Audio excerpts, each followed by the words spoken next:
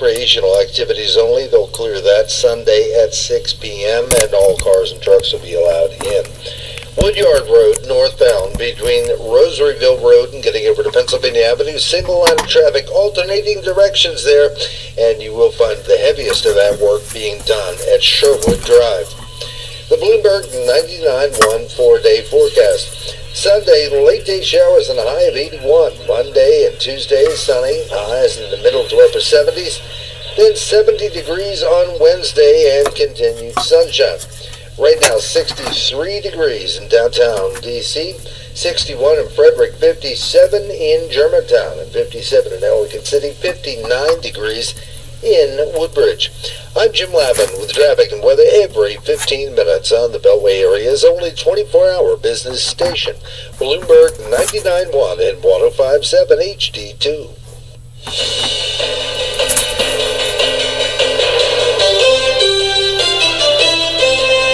You're listening to Balance of Power with David Weston on Bloomberg Radio. There are some who question whether California Governor Gavin Newsom should be pushing so hard on climate initiatives when his state faces widespread power outages and heat waves that have pushed the power grid to the brink. I spoke with Governor Newsom this week and asked him whether he needs to make that choice. The energy security question, flip that upside its head. Texas, where they had more extreme problems, and that was based on they're all fossil fuel plants and their aging infrastructure. And in fact, they're doubling down on that with natural gas and other fossil fuels. The reality is they had 3 days of blackouts. They had over $100 billion economic damage. Hundreds of people lost their lives. And 10x the gigawatt problems we had in California. We were just stress test in the most extreme, had no blackouts. We were challenged, but we kept our wits, and we're keeping our agenda, and we're maintaining our policy principles that I think will allow us more resilience in the future. So no, I don't think you have to sacrifice one for the other. I would argue not transitioning is the bigger risk and the bigger sacrifice. Transition is an important word in that sentence. Yeah. Because a lot of experts say, yes, certainly we have to get to renewables, but you can't just give up, for example, on natural gas. That is actually part of the path for the transition. Do you agree with that? 100%. In fact, we were able to keep the lights on because we kept a lot of our once-through cooling plants online. We were able to do backup generators. We are not naive about the situational challenges, but that doesn't mean we don't accelerate. I'll give you an example. It's like battery storage. We have the largest installed battery projects on planet Earth. It was 250 megawatts 2.5 years ago, close to 4,000 megawatts today. It's our largest power plant today. That's just in 2.5 years. Look at what we can do in 5, 10, 15 years. So I think people are naively assuming we're not capable of doing so much more with the innovation and entrepreneurial spirit that finds the best of this country. Enormous growth in your battery capacity.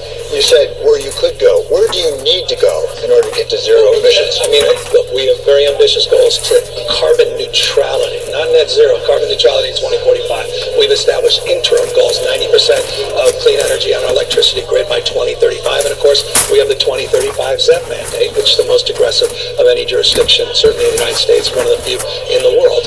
So we have to do multiples, probably 6 gigawatts a year to move things along. And here's how we do it. It's not just putting unprecedented amount of money to back up these technologies and tax incentives, which we have, $54 billion of new incremental investments, setting the most aggressive policies to get the private sector to invest and fill the gaps. But also the biggest issue that we face is time to project delivery, not just from a supply chain perspective, but permitting perspective, the NIMBYism, huge issue.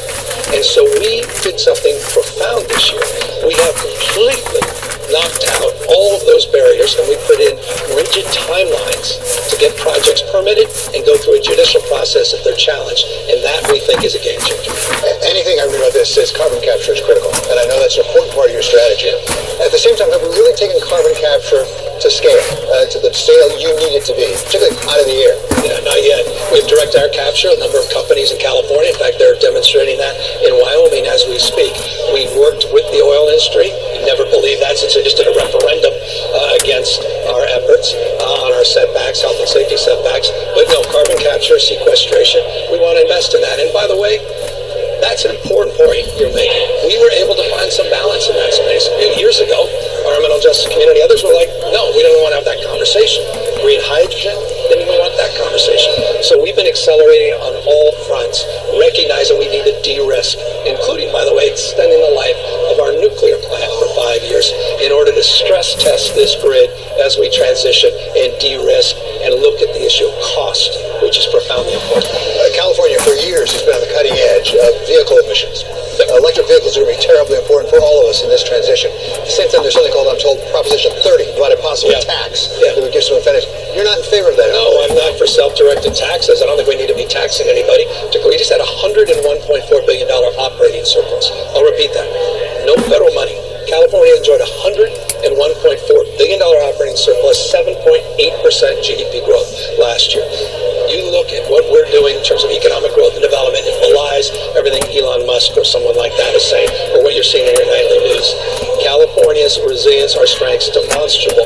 That said, I don't think we should be taxing people anymore at this moment and then directing that tax to solve a problem where California's been a leader, and that's in the ZEV space, where I put $10 billion in the budget, the legislature approved it, and this purports to solve for that when in fact we're already doing it.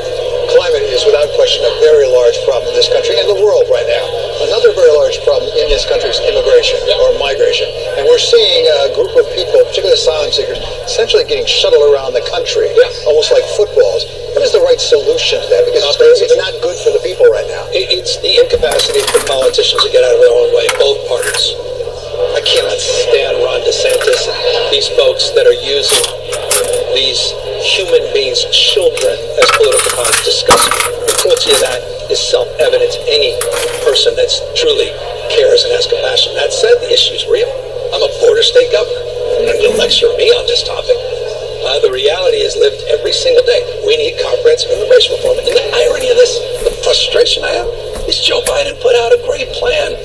He has a plan, 8-year pathway to citizenship, fast-tracking Dreamers and TPS, dealing with border security and new technology. Yes, dealing with the underlying issues, but also dealing with the backlog of asylum seekers and court processing, and looking at high skill, not just low skill jobs. But we're not talking about it, not promoting it, and Republicans consistently from 2007-13 have blocked any comprehensive reform. Shame on them. Would that plan give us a secure border? Because most people agree to have a country, you need to have a secure border. I believe in that. I believe in border security. I believe in a pathway, though, to citizenship, dealing with reality. Ronald Reagan believed in that last comprehensive reform in 1986. Of course, Ronald Reagan was a leader in the low-carbon green growth space. So was Richard Nixon. What the hell's happened to the Republican Party?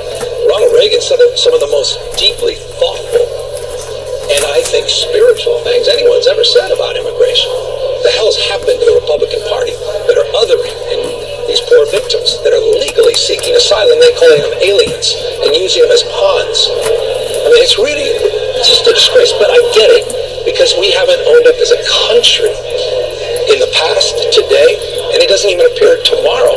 There's a willingness to have the conversation we need to have, comprehensive immigration reform. Joe Biden submitted a plan, it's in writing, that is a great starter to, yes, secure our border and address the reality very well understood in California, from Silicon Valley to the Central Valley. No state has more to lose if we do not advance comprehensive reform. Thanks to California Governor Gavin Newsom. Coming up, retail sales have held up despite the Fed's tightening. How long can that last? I'll ask Katie Thomas of the Kearney Consumer Institute. That's next. You're listening to Balance of Power on Bloomberg Radio. This is Bloomberg.